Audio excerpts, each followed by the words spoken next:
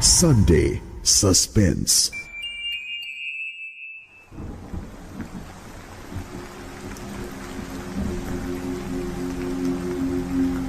তারানাথ ভালো গল্প বলতে পারলেও খুব মিশুক লোক ছিল না।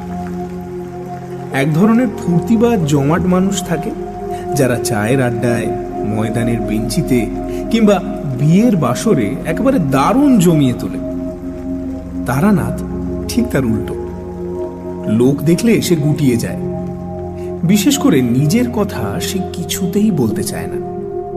কিন্তু আমাদের সহানুভূতির ছোঁয়ায় তারানাথের বদ্ধ মনের দরজা অনেকখানি খুলে গিয়েছিল। অবশ্য সেটা কেবল আমাদের কাছেই। ইদানিং হাত দেখানো বা কোষ্ঠী বিচারের খদ্দের প্রায় নেই বললেই চলে। বন্ধুও কেউ নেই। সারাদিন একাকিত্ব ভোগ করার পর মাঝে মাঝে বিকেলের দিকে আমরা হাজির হলে তারানাথের মুখ উজ্জ্বল হয়ে উঠত। মানুষটা গল্পের খনি। আমরা নানাভাবে খুঁচিয়ে তার কাছে গল্প আদায় করতাম। তার মতের বিরোধিতা করলে তারানাথ রেগে যেত। আমি আর কিশোরী গল্পের লোভে হঠাৎ কথার মাঝখানে হো হো করে হেসে উঠে বলতাম, বাবা তা কখনো হয়? তারানাথ চটে গিয়ে বলতো, হয় না, এই শোনো তবে। একটা নতুন গল্প শুরু হয়ে যেত। সেদিন সকাল থেকেই টিপটিপ বৃষ্টি হচ্ছে। জামা কাপড়, রুমাল, এমনকি মনের ভেতরটা অবধি ভিজে স্যাঁতস্যাঁতে হয়ে রয়েছে। অন্যদিন অফিস ছুটির পর বলাইবাবু কিংবা হরিমিত্রের সঙ্গে মোড়ের দোকানে চা খেতে খেতে রাজনীতি, জিনিসপত্রের অগ্নিমূল্য অথবা বাঙালি কি ছিল আর কি হয়েছে এসব বিষয়ে গভীর আলোচনা করে আনন্দ পেয়ে থাকি। কিন্তু আজ আর সেসব ইচ্ছে করল না। অফিস থেকে বেরিয়ে তারানাথের বাড়ির দিকে হাঁটা শুরু করলাম।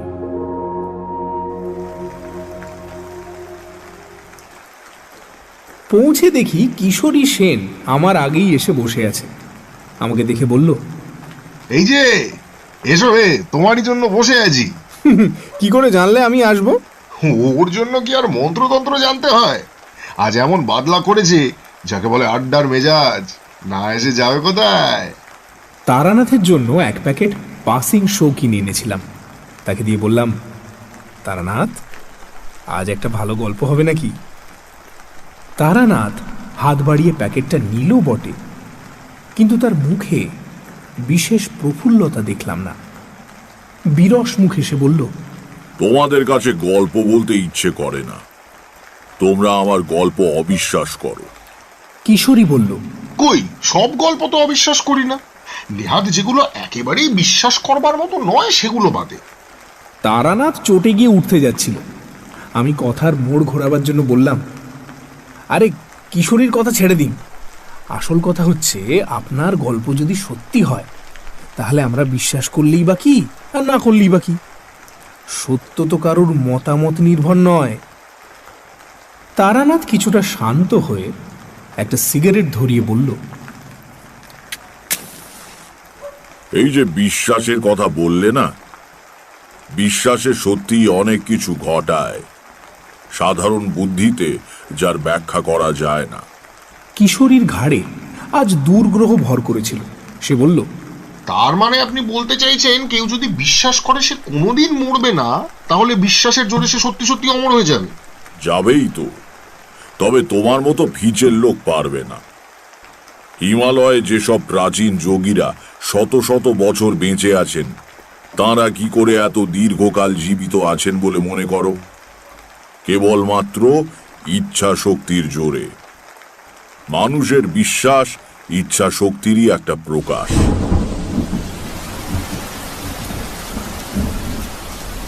এমন সময় বাইরে আবার ঝমঝম করে বৃষ্টি নামল। আলো কমে গিয়ে কেমন অন্ধকার মতো হয়ে এলো ঘরের ভিতরে। বৃষ্টির বহর দেখে মনে হলো সহসা থামবার নয়। অবশ্য তাড়াতাড়ি মেসে ফিরেই বা কি লাভ? কিন্তু এখানে বসে থাকতে হলে তো গল্প চাই। বললাম, তা বেশ তো, বিশ্বাসের শক্তি সম্বন্ধে একটা ভালো গল্প হোক তবে। আমার কাছে কোনো গল্প নেই, সব সত্যি ঘটনা।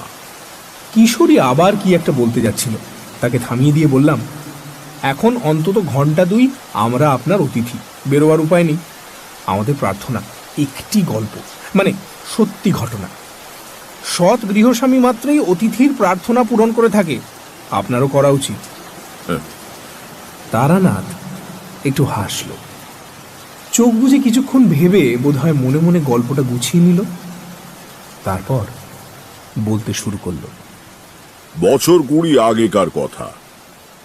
এক শিষ্য বাড়ি থেকে সস্তয়ন করে ফিরছি।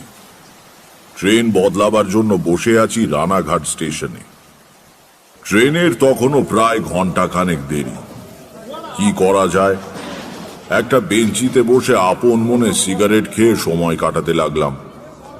দক্ষিণা এবং পুজো বাবদ পাওয়া জিনিসপত্র পোঁটলা করে পায়ের কাছে রাখা। এমন সময় একজন মধ্যবয়সী লোক এসে আমার কাছে দাঁড়িয়ে বলল, একটু আগুনটা দেবেন তো ভাই। বিশেষ খেয়াল না করেই পকেট থেকে দেশলাই বের করে তার হাতে দিলাম। প্রথম কাঠিটা নষ্ট করে দ্বিতীয় কাঠি দিয়ে লোকটা বিড়ি ধরিয়ে আমাকে দেশলাই ফেরত দিল। তখনও আমি তার দিকে তাকাইনি। দেশলাই পকেটে পুরে কি জানি কেন হঠাৎ লোকটার দিকে একবার চাইলাম। সে তখন পেছন ফিরে প্ল্যাটফর্মের অন্য দিকে চলে যাচ্ছে। তাকিয়েই চমকে উঠলাম। তোমরা তো জানো আমার কতগুলো বিশেষ ক্ষমতা আছে, যা দিয়ে আমি মানুষের আশু বিপদ বা ভাগ্য পরিবর্তনের কথা টের পাই। পেছন থেকে তাকিয়ে আমি লোকটার শরীর ঘিরে একটা কালো ছায়া দেখতে পেলাম, যেন একটা কালো মাসলিনের ঘেরাটোপের মধ্যে থেকে লোকটা চলাফেরা করছে। বুঝলাম মানুষটা ভয়ানক বিপদগ্রস্ত। পায়ের কাছ থেকে পোঁটলাটা হাতে নিয়ে আমি দ্রুত পায়ে তার পেছনে এগিয়ে গেলাম। প্ল্যাটফর্মের একটা অপেক্ষাকৃত নির্জন জায়গায় দাঁড়িয়ে লোকটি অন্যমনস্কভাবে লাইনের ওপারে তাকিয়েছিল। আস্তে করে ডাকলাম, শুনছেন ভাই? ভদ্রলোক ভয়ানক চমকে উঠে আমার দিকে তাকালেন। দেখলাম বছর 40 বয়সের একজন মানুষ। উদ্বেগে ও চিন্তায় মুখটা শুকিয়ে গেছে। গালে 5-6 দিনের না কামানো খোঁচা খোঁচা দাড়ি, শার্টের একটা বোতাম ভুল করে লাগানো। ভদ্রলোক বিস্মিত গলায় বললেন, আমাকে কিছু বলছেন কি? একটু বিপদে পড়লাম। কেন ডেকেছি তা ভদ্রলোককে কিভাবে বলা যায়? একজনকে তো আর হঠাৎ বলা যায় না, ও মশাই আপনার খুব বিপদ, কারণ আপনার চারদিকে একটা কালো ছায়া দেখা যাচ্ছে। সময় নেবার জন্য বললাম, আপনার সঙ্গে কয়েকটা কথা ছিল, একটু এদিকে আসবেন? কিন্তু আপনাকে তো ঠিক না, আপনি আমাকে চেনেন না। আসুন, ওই চায়ের দোকানটায় এক ভাঁড় চা খেতে খেতে গুছিয়ে বলছি। আসলে আমি যা বলতে চাই এক কথায় বলা সম্ভব নয়। যে কোনো কারণেই হোক এই সময় চায়ের স্টলে বিশেষ ভিড় ছিল না। ভদ্রলোককে একটা বেঞ্চিতে বসিয়ে 2 কাপ চায়ের অর্ডার দিলাম। ভদ্রলোক উসখুস করছিলেন, বললেন, কই কি বলবেন বলছিলেন, কি ব্যাপার বলুন তো? কোনো ভূমিকা না করেই বললাম, আমি একটু আধটু জ্যোতিষ ইত্যাদি চর্চা করি। আপনি যখন আমার কাছে দেশলাই চাইলেন, আমার হঠাৎ কেন যেন মনে হলো আপনার খুব বিপদ। সত্যি কি তাই? আমাকে খুলে বললে আমি হয়তো আপনার কাজে লাগতে পারি। আমার বিশেষ ক্ষমতার কথাটা আর বললাম না। প্রথমেই সে কথা বললে আমাকে হয় পাগল নয়তো ঠগ মনে করবে। ভদ্রলোক একটু সন্দিগ্ধ চোখে আমার দিকে তাকিয়ে আছেন। এবার ভালো করে দেখে বুঝলাম মানুষটা বেশ বুদ্ধিমান, কিন্তু সাম্প্রতিক দুঃসময় এবং উদ্বেগ তার মুখের স্বাভাবিক ঔজ্জ্বল্যের ওপর ছায়া ফেলেছে। আজকাল সময় খারাপ, নানা রকম ধান্দাবাজ লোক চারদিকে ঘুরছে। এমন অবস্থায় আমাকে হঠাৎ বিশ্বাস করতে না পারাই সম্ভব। কিন্তু মনের যে জোর থাকলে লোকে কোনো কিছুকে দৃঢ়ভাবে অস্বীকার করতে পারে, বর্তমানে সে মনের জোর তার নেই।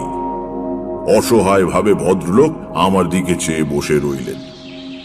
হেসে বললাম, ভয় নেই, আমি ঠকজোচ্চোর নই। আমার একটা বিশেষ ধরনের ক্ষমতা আছে, তা দিয়ে আমি অনেক কিছু আগে থেকে বুঝতে পারি। আমার গুরুর আদেশ ছিল কারো বিপদ বুঝতে পারলে এগিয়ে গিয়ে সাহায্য করা। তাই আপনাকে দেখে।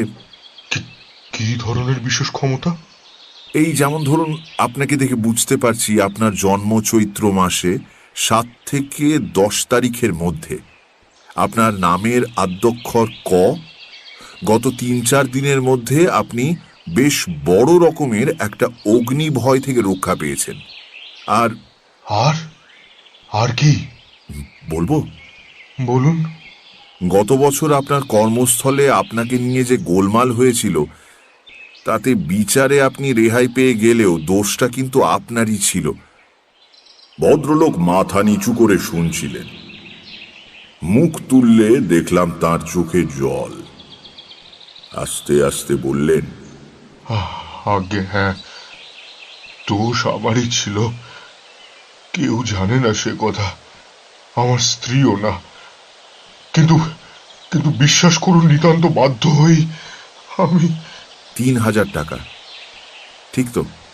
আগে হ্যাঁ, আপনি সবই জানতে পেরেছেন দেখছি। আপনার ক্ষমতায় আর আমি অবিশ্বাস করছি না। স্ত্রীর অসুখে বাধ্য হয়ে তাকে বাঁচাবার জন্য টাকাটা নিতে হয়েছিল। ভেবেছিলাম কেউ টের পাওয়ার আগেই দেশের জমি জমা বিক্রি করে আবার পুড়িয়ে দেব। কিন্তু তার আগেই অডিট বসলো, ঘাটতি ধরা পড়ে গেল। আমি বহু পুরনো বিশ্বস্ত কর্মচারী, আমাকে কেউ সন্দেহ করল না। অন্য কারো ঘাড়ে দোষ পড়লে হয়তো আমি এগিয়ে গিয়ে অপরাধ স্বীকার করতাম, কিন্তু তাও হলো না। যথেষ্ট প্রমাণের অভাবে টাকাটা বাজে খরচের খাতে লিখে রাখা হলো। তারপর ভদ্রলোক আমার দিকে পূর্ণ দৃষ্টিতে তাকিয়ে বললেন, আপনার কাছে সব স্বীকার করে যেন বাঁচলাম। এতদিন মনে পাপবোধ পুষে রাখা, সে যে কি কষ্ট, কি কষ্ট। ধুতির খুঁটে মুখ মুছে আবার বললেন, হ্যাঁ, গত পরশুদিন আগুনের হাত থেকে বেঁচেছি বটে। আমার স্ত্রী পুত্র বর্তমানে দেশের বাড়িতে রয়েছে, যেখানে আমি এখন যাচ্ছি। নিজে রান্না করে খাওয়ার অভ্যেস নেই, বুঝলেন। হোটেলে খেলে আমার শরীর খারাপ হয়, তাই যা হোক দুটো ভাতে ভাত ফুটিয়ে নেব বলে স্টোভ জেলে চাল বের করতে পেছন ফিরেছি, আর মশাই ধুতিতে লেগে গিয়েছে আগুন। কি ভাগ্য, সে সময় আমার এক বন্ধু এসে হাজির আড্ডা দিতে। সে বিছানার মোটা চাদর চেপে ধরে আগুন নেভায়।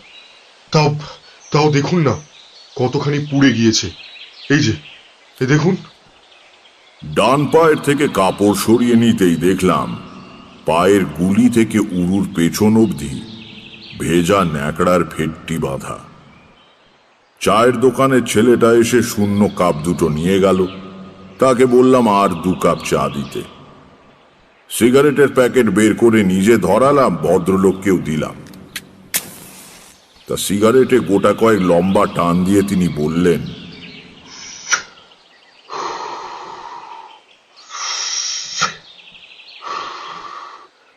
আমার নাম কালীপ্রসাদ মিত্র। খুলনার বিখ্যাত মিত্রদের কথা হয়তো শুনে থাকবেন, আমরা তাদেরই বংশধর। অবশ্য 50-60 বছর হলো খুলনার সঙ্গে আমাদের আর কোনো যোগাযোগ নেই। ঠাকুরদা কর্ম উপলক্ষে এদিকে চলে আসেন, সেই থেকেই আর কখনো দেশে ফিরে যাওয়া হয়নি। আবার চা এলো। গরম চায় চুমুক দিয়ে কালীপ্রসাদ বললেন, নদিয়া জেলার উত্তর প্রান্তে কিছু ভূসম্পত্তি কিনে ঠাকুরদা বসবাস শুরু করেন। ব্যবসা করতেন কলকাতায়, মাঝে মাঝে গ্রামে এসে থাকতেন। তিনি ছাড়া বাড়ির লোকজন গ্রামেই থাকত। বন্দরে যেসব জাহাজ এসে ভেড়ে তাতে কাঁচা আনাজ যোগান দেবার ব্যবসা করতেন ঠাকুরদা। বিলক্ষণ 2 পয়সা করেছিলেন, কিন্তু বহু প্রতিদ্বন্দ্বী জোটায় তার জীবদ্দশাতেই সে ব্যবসা নষ্ট হয়ে যায়। চেনাশুনো কাকে যেন ধরে বাবাকে এক সাহেবী ফার্মে চাকরিতে ঢুকিয়ে দেন। বাবা অবসর গ্রহণ করার পর সেই চাকরি আমি পেয়েছি। কতদিন হলো বাবা রিটায়ার করেছেন? তা বছর 20 তো বটেই। বাবার বয়স এখন প্রায় 80, কিন্তু বেশ ভালো স্বাস্থ্য, অসুখ বিসুখ কিছুই নেই, কেবল চোখে একটু কম দেখেন। যা হোক, যা বলছিলেন বলে যান। জ্ঞাতিদের শত্রুতায় ঠাকুরদাকে খুলনা ছেড়ে আসতে হয়েছিল। আসবার সময় দেশের সম্পত্তির বিশেষ কিছুই আনতে পারেননি। নগদ সামান্য টাকা যা ছিল তাই দিয়েই কলকাতার ব্যবসা শুরু করেন। কেবল প্রাণের চেয়েও প্রিয় একটি জিনিস বয়ে নিয়ে আসেন। কি জিনিস? একটি অষ্ট ধাতুর তৈরি কালী মূর্তি, আমাদের গৃহদেবী। 4-5 পুরুষ ধরে এই মূর্তি আমাদের পরিবারে পুজো পেয়ে আসছে। ঠাকুরদার বাবা মানে আমার প্রপিতামহ, তিনি ছিলেন তন্ত্র সাধক। আজীবন সাধনা করে তন্ত্রের বিভিন্ন শাখায় সিদ্ধি লাভ করেছিলেন বলে শোনা যায়। তার জীবনের শেষ দিকে একবার গ্রহ নক্ষত্রের কি এক বিচিত্র সংস্থান এবং অমাবস্যা একসঙ্গে পড়ে। তেমন যোগ নাকি 100 বছরেও একটা বড় আসে না। সেই বিশেষ অমাবস্যার রাত্রিরে আমার প্রপিতামহ সারা রাত জেগে তন্ত্রের এক গূঢ় প্রক্রিয়া সাধন করেন। শেষ রাত্রে হোমকুণ্ডে পূর্ণাহুতি দিয়ে একটা গোল লোহার কৌটোয় পুজোর উপাচার থেকে কি একটা জিনিস পুড়ে কৌটোটা প্রপিতামহর হাতে দিয়ে বলেন, এই নাও, রাখো। এই যা করে দিয়ে গেলাম, আমাদের বংশে আর হঠাৎ কারো কোনো বিপদ হবে না। সত্যি তারপর থেকে আজ পর্যন্ত এই কৌটোটা আমাদের সব আপদে বিপদে রক্ষা করে এসেছে। কারো অসুখ বিসুখ হলে এই মা কালীর কৌটো তার মাথায় বুকে ঠেকিয়ে দিলে সে ভালো হয়ে ওঠে। ডাক্তার জবাব দিয়ে গিয়েছে এমন মরণাপন্ন রোগীকেও মা কালীর কৌটোর প্রভাবে সেরে যেতে দেখেছি। সেও না হয় কাকতালীয়, কিন্তু কে একবার কৌটোর মহিমা নিয়ে উপহাস করায় বাবা সাপুড়েদের সদ্য ধরা বিষাক্ত গোখরো সাপের সামনে কৌটোটা ধরেন। ছোটবেলার ঘটনা হলেও আমার পরিষ্কার মনে আছে। সাপটা সঙ্গে সঙ্গে মাথা নিচু করে গুটিয়ে এতটুকু হয়ে পড়ে রইল, জোঁকের মুখে নুন পড়লে যেমন হয়। ভাবতে পারেন? এটা কিন্তু দ্রব্যগুণ হতে পারে। ঠিক, দ্রব্যগুণে সাপ বশীভূত হয়, কিন্তু লোহার কৌটো ফুটো করে দ্রব্যগুণ বের হবে কি করে সেটা বলতে পারেন? যথার্থ কথা বললাম, বলে যান। যাই হোক, বিগত 3 পুরুষ ধরে আমাদের পরিবারের ভালো মন্দর ব্যাপারে আমরা মা কালীর কৌটোর উপর নির্ভর করে থাকি। তবু তো আমি আধুনিক লোক, বাস করি আধুনিক কলকাতায়। আমার বিশ্বাস হয়তো অতটা দৃঢ় নয়, কিন্তু বাবা প্রাচীন মানুষ, ডাক্তার উকিলের চেয়ে এই কৌটোর উপর তার নির্ভরতা বেশি। মাস 4 আগে কলকাতার বাসায় আমার বড় ছেলের খুব অসুখ হয়। ছেলে মরণাপন্ন হয়ে পড়ে। সেই সময় আবার আমার অফিসে অডিট বসেছে। টাকাটার বিষয় নিয়ে হইচই হচ্ছে। ভেতরে বাইরে আমি তখন খুব বিপন্ন। টাকার ব্যাপার বাবা জানতেন না, কিন্তু নাতির অসুখের খবর পেয়ে আমার এক খুড়তুতো ভাইয়ের হাত দিয়ে মা কালীর কৌটোটা কলকাতায় আমার কাছে পাঠিয়ে দেন। কৌটোর মহিমাতেই কিনা জানি না আমার ছেলেটি সেরে ওঠে, আর আমার অফিসের গোলমালও মিটে যায়। একটু থেমে কালীপ্রসাদ বললেন, কিছু মনে করবেন না, আমাকে আরেকটা সিগারেট দেবেন? সিগারেট ধরিয়ে ঘন ঘন টান দিয়ে প্রায় অর্ধেক করে আনবার পর কালীপ্রসাদ আবার বলতে শুরু করলেন,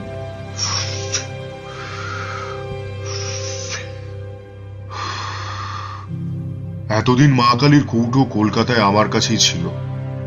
হঠাৎ দিন 2 আগে বাবার এক জরুরি চিঠি পেলাম। সে এক অদ্ভুত চিঠি। ছেলে বউকে কদিন আগেই বাবার দেখাশোনা করার জন্য দেশে পাঠিয়ে দিয়েছিলাম। এখন চিঠি পেয়ে আমিও চলেছি, কৌটোটাও সঙ্গে করে নিয়ে যাচ্ছি। চিঠিটা অদ্ভুত বলছেন কেন? কি আছে চিঠিতে? উত্তরে কালীপ্রসাদ কাঁধের ঝোলা থেকে একটা খাম বের করে আমার হাতে দিয়ে বললেন, নিজেই পড়ে দেখুন। বয়স্ক মানুষের ঈষৎ কম্পিত হস্তাক্ষরে লেখা চিঠি। স্নেহের কালীপ্রসাদ, আশা করি মঙ্গলময়ের কৃপায় কুশলী আছো। এক বিচিত্র ঘটনার সম্মুখীন হইয়া তোমাকে এই পত্র দিতেছি। আজ কয়েকদিন হইল আমাদের বাটিতে নানা অলৌকিক এবং ভৌতিক উপদ্রব আরম্ভ হইয়াছে। ইহার কারণ বা কিভাবে নিরসন হইবে কিছুই বুঝিতে পারিতেছি না। যা হোক, পত্র পাওয়া মাত্র তুমি ছুটি লইয়া দেশে আসিবে। গত 4-5 মাস যাবৎ মা কালীর কৌটা তোমার কলিকাতার বাসায় রহিয়াছে। আসিবার সময় উহা সঙ্গে আনিতে ভুলিবে না। সম্ভবত উহা না থাকাতেই এই উপদ্রব। এই পত্রকে তার মনে করিয়া অবিলম্বে রওনা হইবে। আশীর্বাদ লইও। ইতি চণ্ডিকা প্রসাদ মিত্র। পড়া শেষ করে চিঠিটা কালীপ্রসাদকে ফেরত দিলাম। ভদ্রলোক জিজ্ঞাসা করলেন, কি বুঝলেন? হ্যাঁ, রহস্যময় চিঠি বটে। কি অলৌকিক ব্যাপার কিছু আন্দাজ করতে পারেন? তা কি বলা যায়? সে তো কত কিছুই হতে পারে। আচ্ছা, আগে কখনো আপনাদের বাড়িতে এরকম কিছু হয়েছে? কখনো না। বেলা পড়ে আসছে, আমার ট্রেন আসবার সময় হলো। কালীপ্রসাদ দাঁত দিয়ে নিচে ঠোঁট কামড়ে ধরে কি যেন ভাবছেন। যাক, আমার আর কি করবার আছে। পোঁটলাটা হাতে নিয়ে বেঞ্চি থেকে উঠে দাঁড়ালাম। বললাম, আসি তাহলে, সাবধানে থাকবেন। কালীপ্রসাদ কেমন যেন হতাশ আর ভীত গলায় বললেন, কিন্তু কিন্তু আমার কি হবে জানেন? আমার বড্ড ভয় করছে। আমার বড্ড ভয় করছে। বিপদে ঈশ্বরকে স্মরণ করবেন। একমাত্র তিনিই সমস্ত ভয় থেকে মানুষকে মুক্ত করতে পারেন। কালীপ্রসাদের মুখ দেখে মনে হলো না যে আমার উপদেশে তিনি কিছুমাত্র ভরসা পেয়েছেন। অবশ্য সেজন্য তাকে দোষ দেওয়া যায় না। ঈশ্বর অদৃশ্য, আড়ম্বর করে তার পুজো দেওয়া যায়, কিন্তু জীবনের সমস্ত ক্ষেত্রে তার উপর সম্পূর্ণ নির্ভর করা একটা উচ্চ স্তরের সাধনা। সে সাধনায় কালীপ্রসাদ এখনো সিদ্ধি লাভ করতে পারেননি। কিন্তু আমি আর কি করব? বিদায় সূচক সামান্য হেসে পেছন ফিরে হাঁটতে শুরু করলাম। কয়েক পা হেঁটে আসতে না আসতেই কালীপ্রসাদ দৌড়ে এলেন। শুনছেন? শুনছেন? একটু দাঁড়ান, একটু দাঁড়ান। দাঁড়ালাম। কালীপ্রসাদ আমার কাছে পৌঁছে বললেন, আরেকটা কাজ করা যেতে পারে। কি? আপনি কি তাতে রাজি হবেন?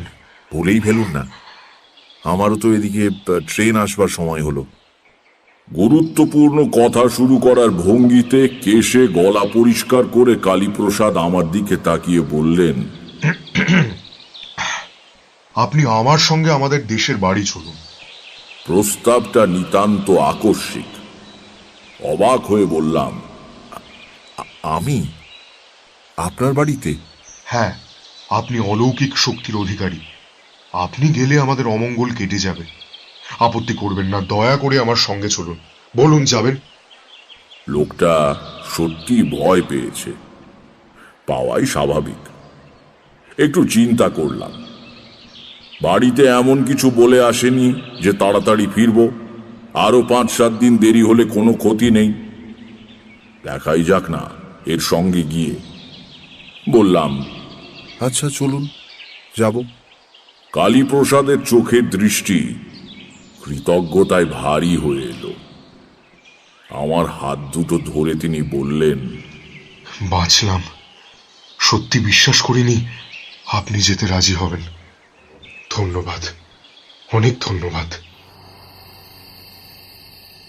একটা ছোট্ট গ্রাম্য স্টেশনে নেমে পাক্কা 3 মাইল হেঁটে কালীপ্রসাদের বাড়ি। গ্রামে যখন ঢুকলাম তখন রাত্রি প্রায় 8টা। পল্লীগ্রামের তুলনায় শেষ রাত। কৃষ্ণপক্ষের সুমুখ অন্ধকার রাত্রি। পঞ্চমীর রাঙা চাঁদ পূব দিগন্তের নিচে থেকে চালতে গাছের পেছন দিয়ে এক অলৌকিক গোলকের মতো উঠে আসছে। গ্রামের প্রায় শেষের দিকে আম জাম গাছে ঘেরা নির্জন বাড়ি, পাঁচিল দিয়ে ঘেরা। সদর দরজায় শেকল নাড়তে একটু বাদে দরজার ফাঁক দিয়ে লণ্ঠনের আলো দেখা গেল, কিন্তু কারো সাড়া শব্দ নেই। যেন ভেতরে যে দাঁড়িয়ে সে সাহস করে দরজা খুলতে পারছে না। কালীপ্রসাদ হেঁকে বললেন, অভিরাম নাকি? দরজা খোল অভিরাম, দরজা খোল।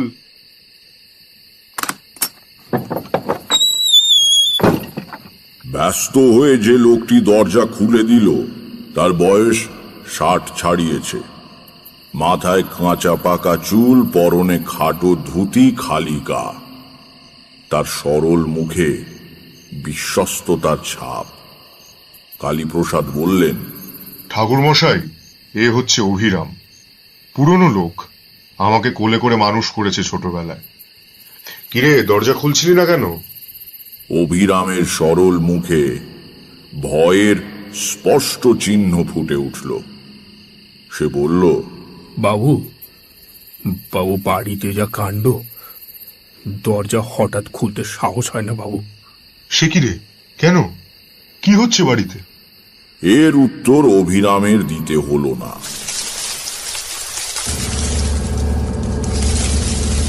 আমাদের পেছনে আমবাগানে অন্ধকারের মধ্যে গাছের পাতার সরসর শব্দ উঠল, যেন গাছের একটা ডাল ধরে কেউ খুব জোরে ঝাঁকাচ্ছে।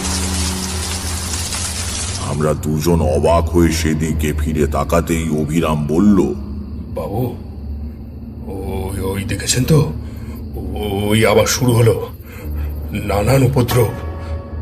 সত্যি তো, কিসে নাড়াচ্ছে অত মোটা ডালটাকে? মানুষের পক্ষে তো সম্ভব নয়। তাহলে সাঁই করে কি একটা জিনিস গাছের ওপর থেকে আমাদের দিকে ছুটে এলো। সহজাত সংস্কারের বশে কালীপ্রসাদ কোমর থেকে শরীর সামনের দিকে ঝুঁকিয়ে ফেলেছিলেন। জিনিসটা ঠক করে পাঁচিলে লেগে মাটিতে পড়ে গেল। নইলে এই আঘাতেই কালীপ্রসাদের পঞ্চত্ব প্রাপ্তি ঘটত। লণ্ঠনের ম্লান ঘোলাটে আলোয় দেখলাম মাটিতে পড়ে আছে একটা 10 ওজনের পাথরের টুকরো।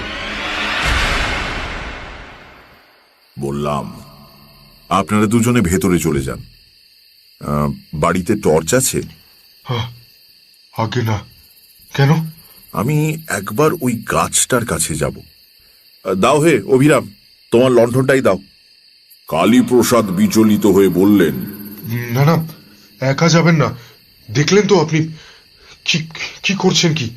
আমার কিছু হবে না, আপনি ভেতরে যান। আমি জানতাম মধুসুন্দরী দেবীর কৃপায় কোনো নিম্ন শ্রেণীর প্রেত আমার কোনো ক্ষতি করতে পারবে না। পাথরটা কালীপ্রসাদকে লক্ষ্য করেই নিক্ষিপ্ত হয়েছিল, আমাকে নয়। লণ্ঠন হাতে বাগানের মধ্যে গিয়ে দাঁড়ালাম। চারদিক নিঝুম, কোথাও গাছের একটি পাতা অবধি নড়ছে না। মনে হলো সামনের মোটা গুঁড়িওয়ালা আম গাছটার ওপর থেকেই পাথরটা ছুটে গিয়েছিল। লণ্ঠনটা তুলে ধরে ওপর দিকে দেখবার চেষ্টা করলাম, কিন্তু কিছু দেখা গেল না। কিন্তু আমার মনের মধ্যে একটা আশ্চর্য অনুভূতি হলো। মনের একেবারে গভীরে হঠাৎ যেন কে একটা কল বিগড়ে দিল। আমার হাত পা অবশ হয়ে আসছে, সজ্ঞান চৈতন্য নিভে আসতে চাইছে তেলহীন প্রদীপের মতো। আর আমি যেন এক পাও হাঁটতে পারবো না। সমস্ত দেহে মনে কি অস্বস্তি সে ভাষায় বোঝানো যাবে না। নিজের ক্ষমতার ওপর অগাধ বিশ্বাস নিয়ে একা এখানে এসেছিলাম। এবার আমার অকস্মাৎ ভয় করতে লাগলো। মৃত্যু ভয় নয়, যে কোনো কারণেই হোক সে ভয় আমার কোনোদিনই হয়নি। কোনো অজানা শক্তির মুখোমুখি হতে গেলে যে ভয় হয় সেই রকম। বিশ্রী একটা গন্ধে ভরে গিয়েছে চারদিক। প্রতি নিঃশ্বাসে গন্ধটা একেবারে ফুসফুসের ভেতর অবধি চলে গিয়ে যেন শরীরকে অপবিত্র করে দিচ্ছে। মনকে স্থির করে আমি মধুসুন্দরী দেবীর ধ্যান মন্ত্র আবৃত্তি করতে লাগলাম। প্রায় সঙ্গে সঙ্গেই পরিবেশ থেকে দুর্গন্ধ দূর হয়ে গেল, মনের বল ফিরে পেলাম। দরজা খোলাই ছিল। ভেতরে ঢুকে দেখি উঠোনের ওপারে বারান্দায় বাড়ির সবাই জড়ো হয়ে শঙ্কিত চোখে তাকিয়ে আছে। আমি ঢুকতেই কালীপ্রসাদ বললেন, এই তো ঠাকুর মশাই। আমরা যা ভয় পেয়ে গিয়েছিলাম।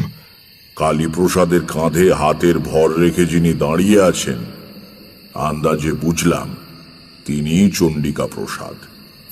ফর্সা মানুষ, দীর্ঘদেহী, দেখে বোঝা যায় এককালে খুবই সুপুরুষ ছিলেন। অগোছালো ধরনের ধুতি পরা। বারান্দায় উঠে লণ্ঠনটা নামিয়ে রাখলাম। চণ্ডিকা প্রসাদ এগিয়ে এসে বললেন, কালী আমাকে এতক্ষণ আপনার কথা বলছিল।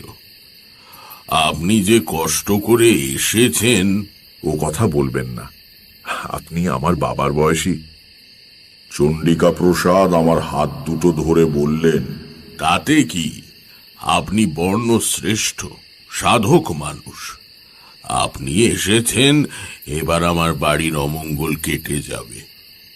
কঠিন রোগীর বাড়ি বিলেত ফেরত ডাক্তার গেলে বাড়ির লোকে যেমন বলে। আমার যা সাধ্য আমি করব মিত্রমশাই, নইলে আমি আসতাম না। আমাদের বাড়িতে কেন এমন হচ্ছে কিছু বুঝতে পারছেন ঠাকুর মশাই? কিছু কিছু বুঝতে পেরেছি বইকি। পিতা পুত্র দুজনেই বলে উঠলেন। কি বুঝেছেন? কি বুঝছেন? এখন না, আগে আপনাদের কথা শুনেনি, তারপর বলবো।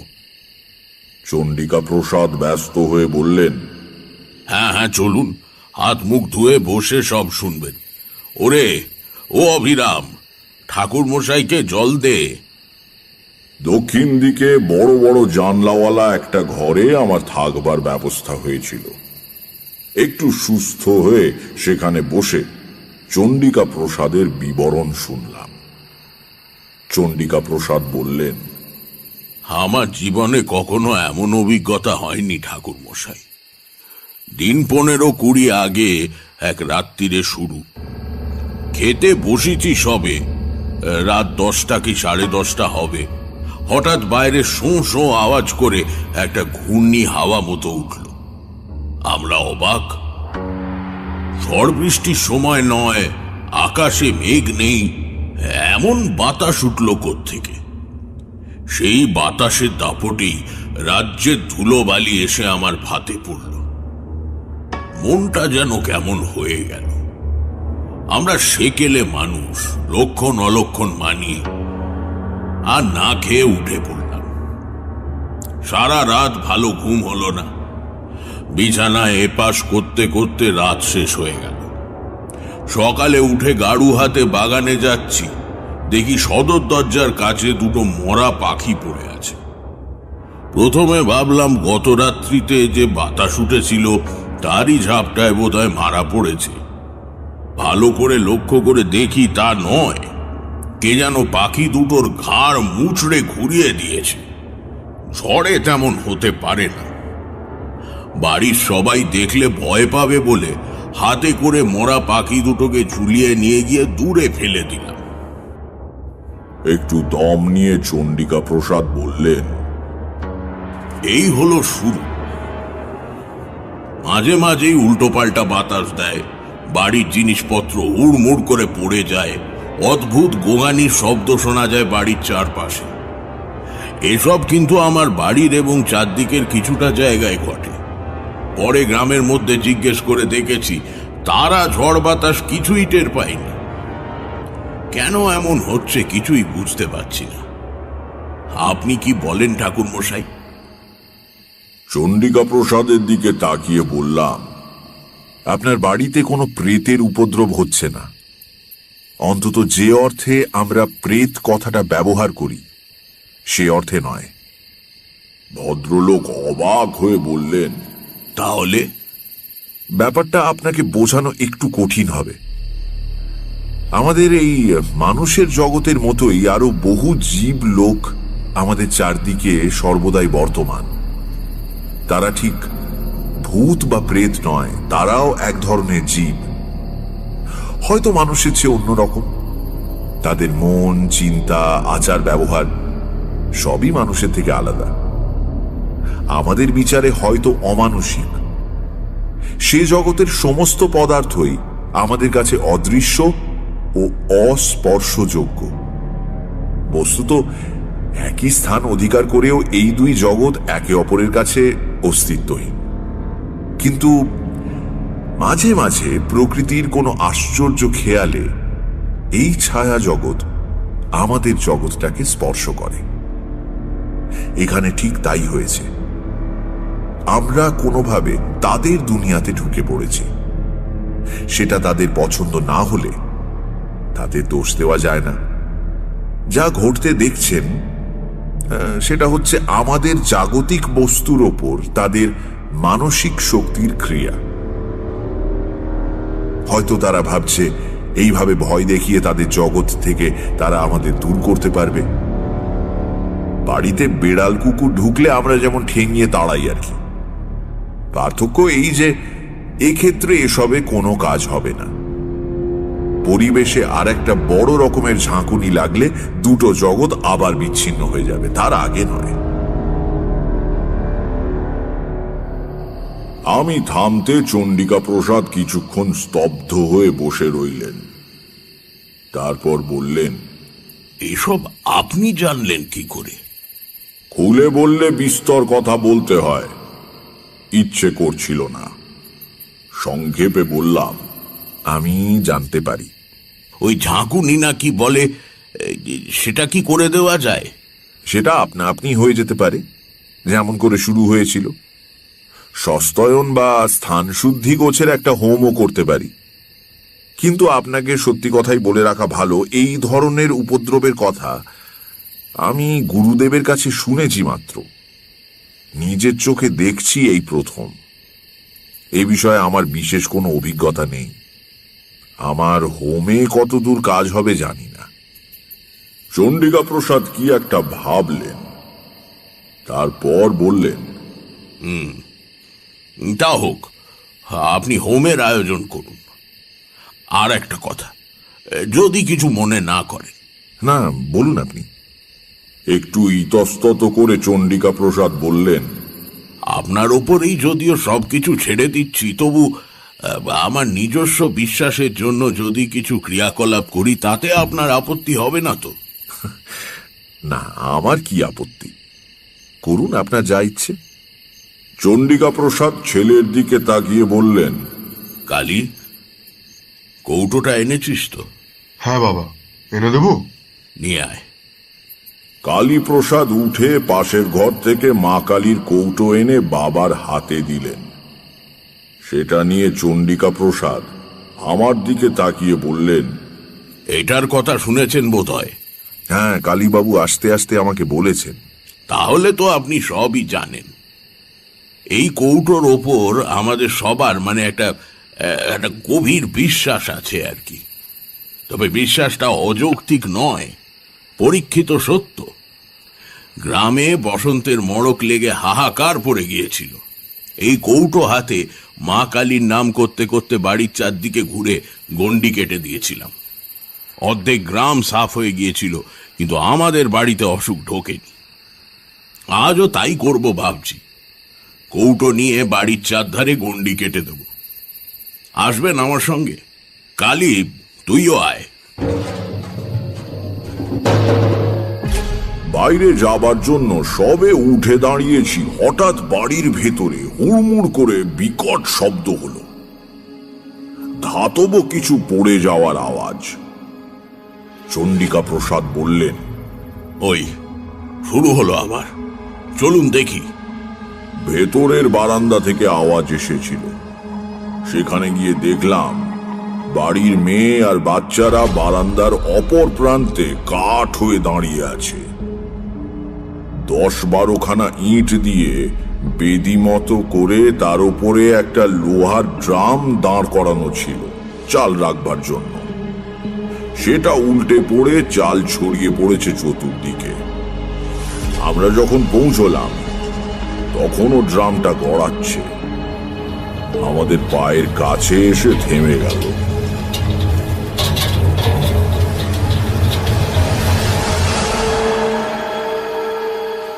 আমার নাকে ভেসে এলো সেই বিশ্রী গন্ধটা, ওই বাইরের বাগানে যেটা পেয়েছিলাম।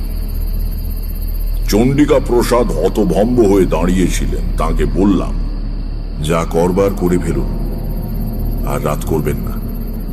সদর দরজা দিয়ে আমরা বাইরে এলাম, সঙ্গে কালীপ্রসাদ আর লণ্ঠন নিয়ে অভিরাম। চাঁদ ঢাকা পড়েছে গাছের পাতার আড়ালে। মাটিতে ম্লান জ্যোৎস্না আর ছায়ার খেলা। ঝোপে ঝাড়ে জোনাকি জ্বলছে। বাতাস নেই কোনো দিকে, কেমন একটা থমথমে আবহাওয়া। কালীপ্রসাদের হাতে একটা মোটা লাঠি, যদিও বুঝতে পারলাম না অতি প্রাকৃত কোনো বিপদ এলে লাঠি দিয়ে কি করে ঠেকানো সম্ভব। চণ্ডিকা প্রসাদের হাতে মা কালীর কৌটো, মুখে বিড়বিড় করে কি মন্ত্র পড়তে পড়তে চলেছেন। ক্রমে আমরা বাড়ির পেছন দিকে এসে হাজির হলাম। এদিকটায় জঙ্গল খুব বেশি, আশ শেওড়া আর কুঁচ কাঁটার ঝোপে ভর্তি। সাবধানে কাপড় বাঁচিয়ে চলেছি, আর কয়েক পা হাঁটলেই আমরা একটা বাঁক ফিরে বাড়ির পূব দিকের সীমানায় পৌঁছবো। সেখানে ঝোপঝাড় অপেক্ষাকৃত কম। এমন সময় আমার মনের ভেতর সেই পরিচিত বিপদের ঘণ্টাটা বেজে উঠল। আমি বুঝতে পারলাম এক্ষুনি একটা কিছু ঘটবে। প্রায় সঙ্গে সঙ্গে ডান দিকের একটা ঘন ঝোপের মধ্যে খড়খড় করে কি নড়ল। আমরা সবাই থমকে দাঁড়িয়ে সেদিকে তাকালাম। কালীপ্রসাদ দুই হাতে লাঠি বাগিয়ে ধরেছেন। অভিরাম লণ্ঠন মাটিতে নামিয়ে রেখে নিঃশব্দে তার হাত থেকে লাঠিটা নিল। বড় মুহূর্তে ঝোপের মধ্যে থেকে কালো মতো বেশ বড় সড়ো কুকুরের আকারের কি একটা জীব বেরিয়ে এসে ক্রুদ্ধ গর্জন করে চণ্ডিকা প্রসাদের দিকে ছুটে গেল। বাবা! কালীপ্রসাদ ভয় চিৎকার করে উঠলেন। আমি বলে উঠলাম, সামলে দাঁড়ান, একটু এত বিচলিত হবেন না। জন্তুটা চণ্ডিকা প্রসাদের পায়ে দাঁত কষিয়ে দিতে গেল। অস্ফুট আর্তনাদ করে সরে গেলেন তিনি। প্রায় সঙ্গে সঙ্গেই অভিরাম সবলে লাঠি দিয়ে আঘাত করলো প্রাণীটার মাথায়।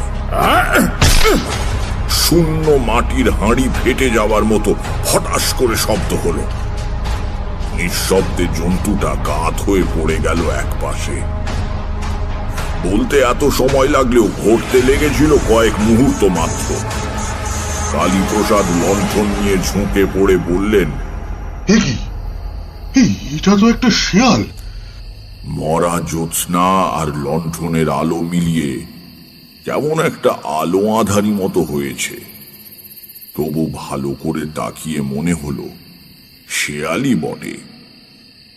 অভিরাম বলল, অদ্ভুত ব্যাপার বাবু, শেয়ালে কখনো তাড়া করে কামড়াতে আসে এ আমি শুনিনি। ঠিক, শেয়াল তো ভীতু জন্তু, মানুষ দেখলে পালিয়ে যায়। এটা তাড়া করে এলো কেন? চণ্ডিকা প্রসাদ বোধহয় নিজেকে সান্ত্বনা দেবার জন্য বললেন, পাগলা শেয়াল হবে, নইলে কি আর। যা হোক, চল, অন্ধকারে দাঁড়িয়ে থাকা উচিত নয়।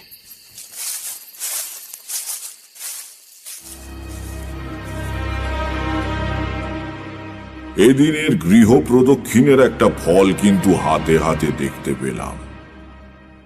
সে রাত্রির থেকে বাড়ির ভেতরের উপদ্রব বন্ধ হয়ে গেল। সারা রাত সজাগ হয়ে শুয়ে রইলাম। কাশির শব্দ শুনে টের পাচ্ছিলাম চণ্ডিকা প্রসাদও জেগে, কিন্তু সে রাতে আর কোনো উপদ্রব হলো না। পরের দিন সমস্ত ব্যাপারটা অদ্ভুতভাবে মিটে গেল। যে কথা বলবার জন্য এই গল্পের অবতারণা, আমাকে আর যোগ্য করতে হয়নি। এই ঘটনায় আমার ভূমিকা ছিল শুধুই দ্রষ্টার। মরা শেয়ালটার পা ধরে টেনে অভিরাম দূরে আমবাগানের ওপাশে একটা পতিত জমিতে ফেলে দিয়ে এসেছিল। রাত্রিরেও কোনো উপদ্রব হয়নি। সকালে উঠে দেখলাম বেশ প্রসন্ন সূর্যের আলোয় চারদিক ভরে আছে। চণ্ডিকা প্রসাদের সঙ্গে নানা বিষয়ে আলাপ করে দিনটা কেটে গেল। ভদ্রলোক সেকেলে মানুষ হলেও হিন্দু শাস্ত্রের বিভিন্ন দিক নিয়ে বেশ পড়াশোনা করেছেন।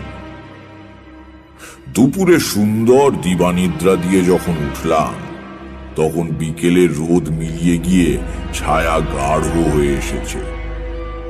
বাইরের তক্তাপোষে বসে চণ্ডিকা প্রসাদ হুঁকোয় টান দিচ্ছিলেন, সেখানে গিয়ে বসলাম।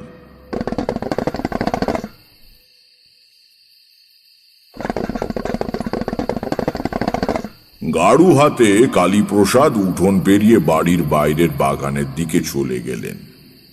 চণ্ডিকা প্রসাদ ডেকে বললেন, কালী, চট করে সেরে আয় তো।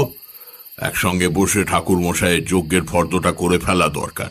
হ্যাঁ বাবা, আসছি আসছি বলে কালীপ্রসাদ বেরিয়ে গেলেন।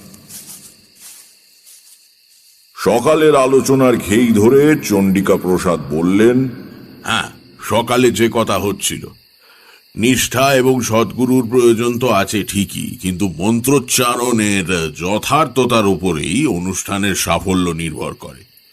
মন্ত্রের প্রত্যেক অক্ষরের একজন অধিষ্ঠাত্রী দেবী আছেন। সঠিক উচ্চারণ না হলে তাঁরা কুপিত হন। বাড়ির ভেতর থেকে গরম ভাজা পরোটা আর আলু ভাজা এলো। খেতে খেতে গল্প চলল। যখন সন্ধে উতরে অন্ধকার বেশ ঘন হয়ে উঠেছে, সে সময় অভিরাম এসে জিজ্ঞাসা করল, কর্তামশাই, ছোটবাবু কোথায়? মা ঠাকুরন ডাকছে। চণ্ডিকা প্রসাদ বললেন, কে? কালী তো? তাই তো, কালী ফেরেনি? সে কি? হঠাৎ আমারও খেয়াল হলো, কালীপ্রসাদ বহুক্ষণ হলো বাগানে গিয়েছেন বটে। ছোট বড় কোনো প্রাকৃতিক আহ্বানে সাড়া দিতেই এতক্ষণ লাগতে পারে না। দু এক মুহূর্তের ভেতর ব্যাপারটা সম্যক উপলব্ধি করে আমরা লাফিয়ে উঠলাম। চণ্ডিকা প্রসাদ কেমন অবরুদ্ধ গলায় বললেন, অভিরাম, আলো আর লাঠি নিয়ে আয় তাড়াতাড়ি। বাড়ি থেকে বেরুচ্ছি, চণ্ডিকা প্রসাদ বাড়ির মধ্যে ঢুকে গেলেন। মিনিট খানেক বাদে বেরিয়ে এলে বুঝলাম আমার আন্দাজ ঠিকই ছিল। তার হাতে মা কালীর কৌটো। এইটে আনতেই তিনি ফিরে গিয়েছিলেন। আমবাগানে পা দিয়েই বুঝতে পারলাম এ বাড়ির ওপর থেকে দুর্ভাগ্যের কালো ছায়া একেবারে মিলিয়ে যায়নি। সমস্ত পরিবেশে ছেয়ে আছে একটা বিকট গন্ধ। গতকাল এসে যেটা পেয়েছিলাম, বিকেলবেলা মনের মধ্যে যে প্রসন্নতা জেগে উঠেছিল, তা কোথায় যেন বিলীন হয়ে গেল। লণ্ঠন হাতে অভিরাম আগে আগে চলেছে। সে ডাকছে, ছোট বাবু গো, ও ছোট বাবু। চণ্ডিকা প্রসাদ ডাকছেন, কালী, কালী। ওদিকে আমার বুক গুড়গুড় করছে। আর সন্ধেটা ভালো নয়, ভালো নয়। একটা ঝোপের পেছনে উপুড় হয়ে পড়ে থাকা কালীপ্রসাদকে অভিরামী আগে দেখতে পেল। ছোট বাবু, ছোট বাবু বলে চিৎকার করে উঠে সে ছুটে গিয়ে কালীপ্রসাদের দেহের পাশে হাঁটু গেড়ে বসে কেঁদে উঠল। ছোট বাবু।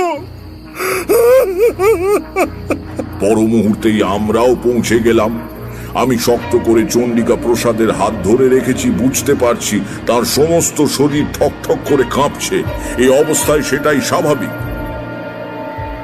নিচু হয়ে কালীপ্রসাদের নাড়ি দেখলাম, বুকে হাত দিয়ে স্পন্দন বোঝার চেষ্টা করলাম। নাড়ি ঠিক আছে, তবে মৃদু। সোজা হয়ে দাঁড়িয়ে বললাম, ভয় নেই, ইনি অজ্ঞান হয়ে গিয়েছেন। অভিরাম, চলো ধরাধরি করে একে বাড়ি নিয়ে যাই। চলো চলো। আমরা অজ্ঞান কালীপ্রসাদের দেহ তোলবার জন্য নিচু হয়েছি, হঠাৎ ঠিক গতকালের মতো ঝোপের মধ্যে খসখস শব্দ হলো। যেন আমাদের দিকে আসছে, কিন্তু তার গতি কালকের চেয়ে ধীর। আমাদের ভয়চকিত দৃষ্টির সামনে ঝোপ ঠেলে বেরিয়ে এলো একটা শেয়াল। গতকাল যে শেয়ালটাকে অভিরাম মেরেছিল সেই শেয়াল। প্রাণীটার মাথা দু ফাঁক হয়ে আছে, ঘিলু বেরিয়ে গড়াচ্ছে ডান চোখের ওপর দিয়ে, অন্য চোখে মৃত নিষ্প্রাণ দৃষ্টি। প্রকট দংস্ত্রার ফাঁক দিয়ে জিভের আধখানা বেরিয়ে রয়েছে। সে এক অনৈসর্গিক বিভৎস দৃশ্য। ধীর কিন্তু অমোঘ গতিতে শেয়ালটা আমাদের দিকে এগিয়ে আসতে লাগলো। কোনো দিকে কোনো শব্দ নেই, গাছের পাতায় বাতাসের সামান্যতম মর্মর নেই। সমস্ত জগৎটাই অন্ধকারের চাদরে ঢাকা পড়ে আড়াল হয়ে গিয়েছে চেতনার থেকে। থাকবার মধ্যে কেবল সামনে ওই সচল মৃতদেহটা। হঠাৎ অনুভব করলাম আমার পাশে চন্ডিকা প্রসাদের নিঃশ্বাস দ্রুত হয়ে উঠেছে। তাকিয়ে দেখলাম তার বার্ধক্যে স্তিমিত চোখে কি এক আগুন জ্বলছে। মুখের ভঙ্গিতে ভয় নেই, আছে প্রবল ক্রোধ। তাড়াতাড়ি মা কালীর কৌটো হাতে নিয়ে সামনে ঝুঁকে পড়ে কৌটোটা বাড়িয়ে ধরে বললেন, থাম।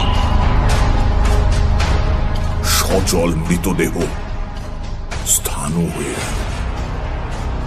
আবার সোজা হয়ে দাঁড়িয়ে কৌটো শুদ্ধ হাত মাথার ওপর তুলে চিৎকার করে চন্ডিকা প্রসাদ বললেন, মা কালীর নামে বলছি, আমার বাড়ির সব বিপদ দূর হয়ে যাক। যদি সধর্ম নিষ্ঠার সঙ্গে পালন করে থাকে, যদি সৎ কায়স্থের সন্তান হই, যদি জীবনে কোনো পুণ্য সঞ্চয় করে থাকি, তার সবটুকুর জোরে আদেশ করছি, যে অপদেবতারা আমার বাড়িতে ভর করেছে তারা এই মুহূর্তে দূর হয়ে যাক। আমার হাতে পবিত্র নির্মাল্যের এই কৌটো রয়েছে, দেখি তাদের কত শক্তি। সাধ্য থাকে আমার ক্ষতি করো। মাথার উপরে কৌটো তুলে ধরে তিনি বিভিন্ন দিকে ঘোরাতে লাগলেন। শিয়ালের মৃতদেহটা আস্তে আস্তে আবার কাত হয়ে পড়ে গেল। এবার সেটা সত্যি পড়েছে। তার সঙ্গে সঙ্গে একটা অদ্ভুত ব্যাপার হলো। এতক্ষণ বন ছিল নিস্পন্দ, নীরব। হঠাৎ কোথা থেকে ছুটে এলো ঝড়ের মতো বাতাস। সারা বাগান ঝোপঝাড় তোলপাড় করে কিছুক্ষণ সেই বাতাস বইল। অভিরাম বলে উঠল, ঠাকুর মশাই দেখুন, দেখুন ঠাকুর মশাই দেখুন। তার নির্দেশিত দিকে তাকিয়ে দেখলাম সেখানে গাছপালা একটু কম, পাতার ফাঁক দিয়ে রাত্রির আকাশ দেখা যায়। চাঁদ উঠতে আজ দেরি আছে, কিন্তু অস্পষ্ট তারার আলোয় অন্ধকার অনেকটা তরল। বাতাসের ঘূর্ণির সঙ্গে পাক খেয়ে একটা জমাট অন্ধকারের স্তম্ভ আকাশে অনেকখানি ঠেলে উঠেছে। অন্ধকারের উপাদানে তৈরি অমানসিক এক আকৃতি। পরিচিত কিছুর সঙ্গে তার কোনো মিল নেই। সমস্ত পরিবেশ থেকে, চন্ডিকা প্রসাদের বাড়ির ওপর থেকে, আম বাগান থেকে বাতাসের সঙ্গে উঠে যাচ্ছে গুঁড়ো গুঁড়ো অন্ধকার। কিছুক্ষণের মধ্যেই অন্ধকারের কালো পিণ্ডটা অনেক উপরে উঠে গিয়ে আবছা হয়ে মিলিয়ে গেল। তারপরেই বনের বাইরে থেকে ভেসে এলো এক ঝলক বাতাস।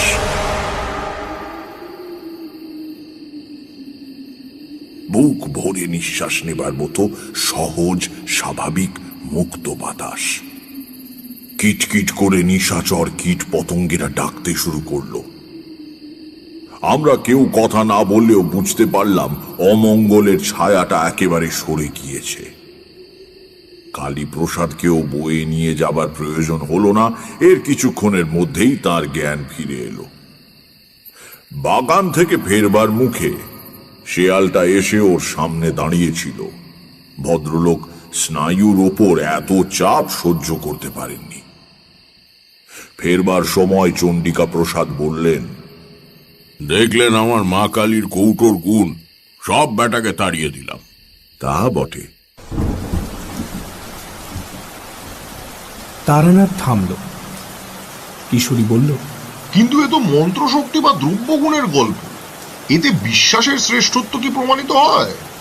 তারানাথ বলল, হয়। পরের দিন নির্জনে বসে কালীপ্রসাদের সঙ্গে গল্প করছিলাম।